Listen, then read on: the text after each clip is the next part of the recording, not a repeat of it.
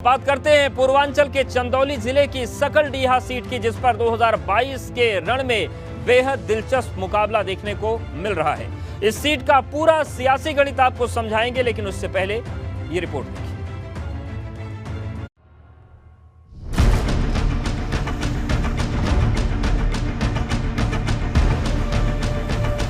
पूर्वांचल के चंदौली जिले की सकलडीहा सीट यानी कि यूपी की विधानसभा सीट नंबर 381। पहले सीट को धानापुर विधानसभा सीट के नाम से जाना जाता था, लेकिन 2012 में हुए परिसीमन के बाद सकलडीहा विधानसभा सीट अस्तित्व में आई।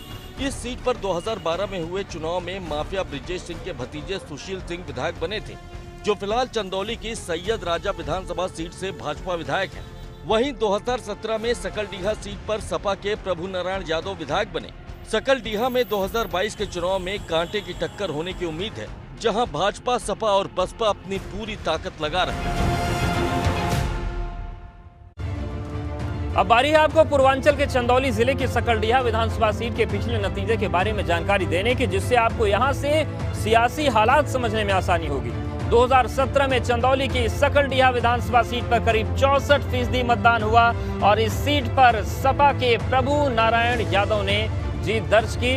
उन्होंने भाजपा के सूर्यमणि तिवारी को इस चुनाव में शिकस्त दी थी। अब बारी है आपको चंदौली के सकलडीहा विधानसभा सीट के पिछले 3 नतीजों के बारे में जानकारी देने की। सकलडीहा विधानसभा सीट 2007 में धानापुर विधानसभा सीट का हिस्सा था और तब यहां से बसपा के सुशील सिंह विधायक बने। 2012 में माफिया ब्रजेश सिंह के भतीजे सुशील सिंह निर्दलीय सकलडीहा से चुनाव जीते और वर्तमान में सुशील सिंह सैयद राजा सीट से भाजपा विधायक हैं। वहीं 2017 में इस सीट पर सपा के प्रभु नारायण यादव ने जीत दर्ज की। तो ये हम आपको इस सीट का चुनावी इतिहास बता रहे हैं। अब बारी है आपको चंदौली की सकलडीहा सीट के उन बड़े सियासी चेहरों के बारे में जानकारी देने की, जो 2022 के रण में मजबूत दावेदारी पेश कर रहे हैं। इसमें पहला नंबर है सपा के मौजूदा विधायक प्रभु नारायण यादव का। दूसरा नंबर सैयद राजा सीट से विधायक सुशील सिंह का, जो इलाके में बड़ा प्रभाव रखते हैं। तीसरा बड़ा चेहरा भाजपा के सूर्यमणि तिवारी हैं, जो कि 2017 के रनर अप रहे। वहीं चौथा बड़ा चेहरा कांग्रेस के देवेंद्र सिंह का है। तो ये 4 बड़े चेहरे हैं। अब बारी है चंदौली जिले की सकलडीहा विधानसभा सीट के इन तमाम बड़े चेहरों के बारे में आपको सिलसिलेवार ढंग से जानकारी देने की। इसमें पहला नंबर सपा के मौजूदा विधायक प्रभु नारायण यादव का है। प्रभु नारायण यादव समाजवादी पार्टी के मौजूदा विधायक हैं। यादव मुस्लिम पिछड़े तबके में गहरी पैठ रखते हैं। समाजवादी पार्टी के बड़े चेहरे के तौर पर इलाके में पहचान है और इन्हीं खूबियों के साथ ये 2022 के रण में मजबूत दावेदारी पेश कर रहे हैं। तो ये पहला चेहरा है। अब बारी है आपको चंदौली की सकलडीहा सीट के दूसरे बड़े चेहरे से परिचित कराने की, जिनकी दावेदारी फिलहाल तो तय नहीं है, लेकिन ये इलाके का बड़ा चेहरा है और ये है भाजपा विधायक सुशील सिंह। सुशील सिंह सैयद राजा सीट से भाजपा विधायक हैं। 2012 में सकलडीहा सीट से निर्दलीय विधायक रह चुके हैं। 2007 में धानापुर सीट से बसपा विधायक भी रहे हैं। बड़ा चेहरा है और बड़ा जनाधार है। 2 सीटों से विधायक रहे। अब आपको सकलडीहा सीट के तीसरे बड़े दावेदार से भी परिचित कराते हैं, जो कि भाजपा का चेहरा है और ये है सूर्यमणि तिवारी। सूर्यमणि तिवारी 2017 चुनाव के रनर अप हैं। ब्राह्मण और सवर्ण जातियों के बीच सूर्यमणि तिवारी की गहरी पैठ मानी जाती है। भाजपा संगठन में भी सूर्यमणि तिवारी मजबूत पकड़ रखते हैं। तो ये इनकी खासियत है और ये भी इस सीट का बड़ा चेहरा है। वहीं चौथा बड़ा और मजबूत चेहरा आपको हम इस सीट का बताते हैं और वो चेहरा है जो इलाके में कांग्रेस से है। ये है देवेंद्र सिंह। देवेंद्र सिंह इलाके में कांग्रेस का बड़ा चेहरा माने जाते हैं। ठाकुर और पिछड़ी जातियों में इनकी मजबूत पैठ है। एक बड़ा जनाधार रखते हैं। सरकार की नीतियों के खिलाफ आवाज लगातार बुलंद कर रहे हैं और इन्हीं के दम पर ये भी 2022 के रण में अपनी दावेदारी पेश कर रहे हैं। और अब सीधा रुख करते हैं अपने पूर्वांचल के जानकार और वरिष्ठ पत्रकार अरुण मिश्रा जी का। सर, सकलडीहा सीट पर माफिया ब्रजेश सिंह का दबदबा किसी से छिपा नहीं है। ऐसे में क्या 2022 के चुनाव में एक बार फिर से उनके भतीजे सुशील सिंह यहां से भाग्य आजमा सकते हैं, और अगर आजमाते हैं तो तस्वीर क्या बन सकती है?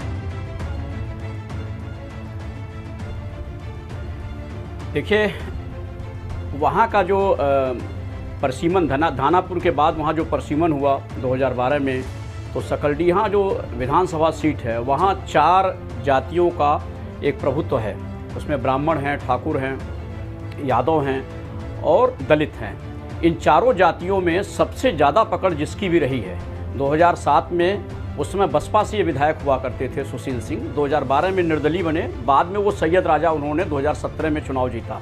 युवाओं में सबसे ज़्यादा पकड़ यदि किसी को उस इलाके में थी तो वो सुशील सिंह की थी।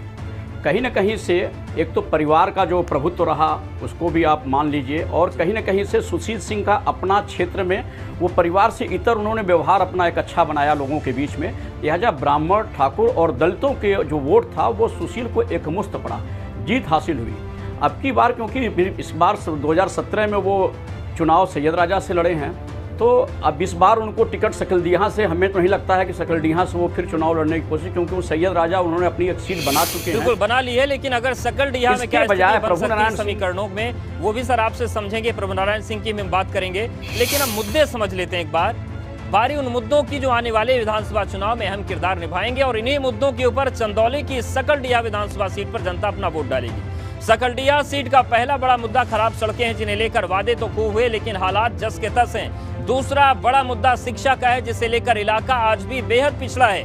वहीं तीसरा बड़ा मुद्दा स्वास्थ्य का है, जिसके मुकम्मल इंतजाम न होने की वजह से इलाके के लोगों के बीच नाराजगी का आलम है। तो ये बड़े मुद्दे हैं। वहीं सकलडीहा सीट से सपा विधायक प्रभु नारायण यादव का आरोप है कि विकास के काम में भाजपा दूसरी पार्टियों के विधायकों के साथ भेदभाव कर रही है, जबकि भाजपा के सूर्यमणि तिवारी की माने तो इस बार जनता का आशीर्वाद उन्हें मिलेगा।